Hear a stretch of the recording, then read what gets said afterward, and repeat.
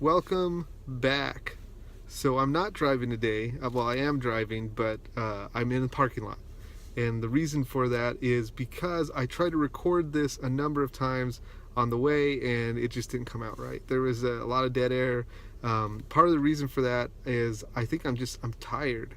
And the reason is I stayed up very late last night talking about game design. So, uh, when you have a chance to talk about game design, you do it, okay? But you have to pay the price. And I almost phoned in today. I almost said, not today. I'm not doing it. I'm staying in bed. But you can't live life like that. You have to fight. You have to get up, face the challenges, and try to win. Also, I have a 2.5-year-old at home. If I try to stay in bed, it wasn't going to work anyways. She's going to wake me up. We're going to play blocks, which would be awesome, but I have a lot of work to do today, and I don't want to fall behind, so here I am. Anyways, let's talk really quick about the big dig. Okay, I got a lot of feedback on the game last night. I sent it out to a couple of friends to print and play, and I got some great feedback. So thank you for everyone who sent feedback. I want to talk about two instances in particular, and the feedback was totally different from these two people. So I talked to my friend Jay on the phone. That's the guy who kept me up last night. And he had a lot of opinions and thoughts about game design in general, and he talked about the game and his thoughts about that. We'll get into that in just a moment. Then my friend Robbie sent me an email, a long, detailed, methodical email about what he would do in the game and what his general thoughts about the concept are. Now, the good news is both of them believe that this game has legs, as Robbie put it, or has a lot of potential to be something good.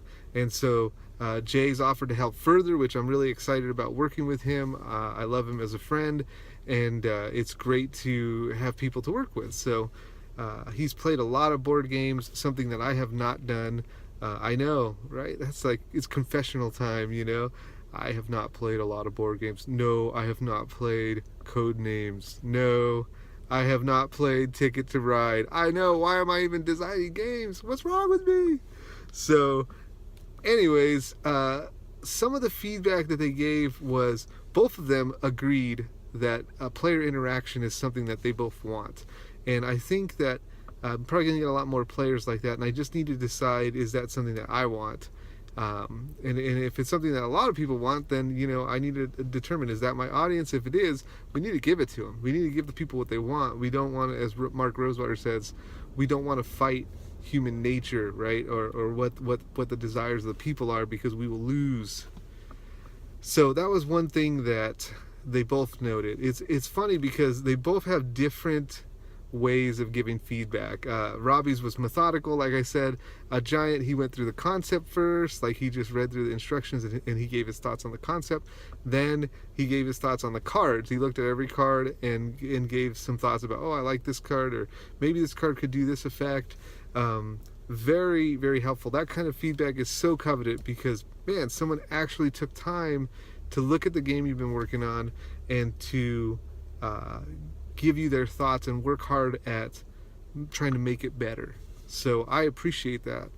And I also appreciate Jay because there's people like Jay, and Jay was just looked at the game and he just was triggered. I don't like it. I don't like it. And it wasn't a total I don't like it. It was just like, I'm reading it and there's something that doesn't fit, And he was triggered by the word excavation points, and I don't think that was it. I think there was other things he was triggered by, and so he was triggered by that, and he started to read through the cards, and he just couldn't get through them, and so that means that the cards are probably boring, or there's some work that needs to be done there, and I need to do some more thinking about what does it mean that Jay was triggered. Of course, we circled back. We were having a chat about it, and the chat was a little bit. As it always is, there's so much tone lost in chat messages. The tone was a little bit combative, and I was trying really hard to put my game designer hat on and say, what problems exist here? What do we what do we do to fix this? Instead of being like, oh man, I'm getting destroyed right now. I'm so sad, or, what am I going to do? Instead, I was like, okay, let's figure out what is the problem here. We got to have thick skin if we're going to design games. People are going to give negative feedback all the time, and it's a really good thing. So let's just try to determine, what does it mean. And so after the chat, we ended up calling, and that was much better because we're so much easier to exchange ideas without the tone barrier, right? So when he says something, I can hear in his tone what he means, and it doesn't come off like, man, I'm just here to destroy you. And so we talked a lot about mechanics and the goal, or the role rather, of luck in the game. He doesn't like it when you just get luck rolled, when somebody just gets something lucky and you lose, and that makes sense. We want to keep that to a minimum, but we do want to have elements of excitement, of kind of lucky moments, but things that probably don't break the game if you get lucky. So we talked about those things. I'm really excited. One of the things that came out of all of these discussions is I will probably change the trap mechanic. The trap was always a negative thing. If you revealed it, something bad would happen. I talked about those a little bit. I like that exciting feeling of you don't know what you're going to find, and then boom, you get owned. But I think what I'm going to do for that mechanic is maybe change it to a events mechanic, and they might have a different card back. So the events will be something there's an event there, but you don't know what it is. And then instead of it only being traps, because obviously, like, why would you flip that trap card? You can make it so they have to flip it to get down below, but I think it's more fun if you say, well, you don't know what's under there. It's an event. It could be something that helps you. It could be something that hurts you.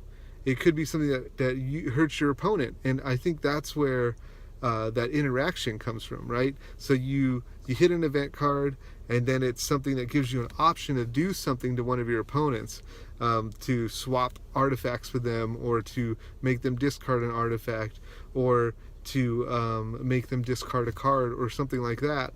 And that gives that player interactivity, something you can do, you can interact, and it still keeps the danger. It helps fix the problem where people could cheat, because that's something we kind of really spot it right off the bat, is like, oh, well, with these trap cards, you can just say, oh, I didn't see a trap, I don't know what you're talking about. And or maybe they just don't even know what to do with it, so to kind of make those visible, you could just put a different card back on and make them events, right? And then be more strict about, to get down into a pile, you have to make sure to go through all the cards, which means that you're going to have to hit that event. So I like it. It also gives more depth to shuffling. If you shuffle a pile, you see the event cards, or if you shuffle two piles together, you see the event cards in there. I'd like to play test it. So that's the takeaway from yesterday. There was a lot more, obviously, but I wanted to keep this video short. And a lot of you might not have seen the game, so for me to talk about all the intricate little, oh yeah, I should change the costing here, or, we should do some other things, I want to stay away from that. So the big takeaway would be maybe switching this trap mechanic into an event mechanic, and giving players more option to interact. And we'll talk more about the game as it progresses. I'll have more print and play stuff available on my Patreon, and of course, you can always hit me up for questions or thoughts, or if you want to be part of the playtesting or something like that, that would be great. Thanks for listening, and I hope I make it through the day. I think I'm going to get maybe a little bit of a breakfast burrito, get some tea, and just go at it, man. Or person. All right, bye-bye.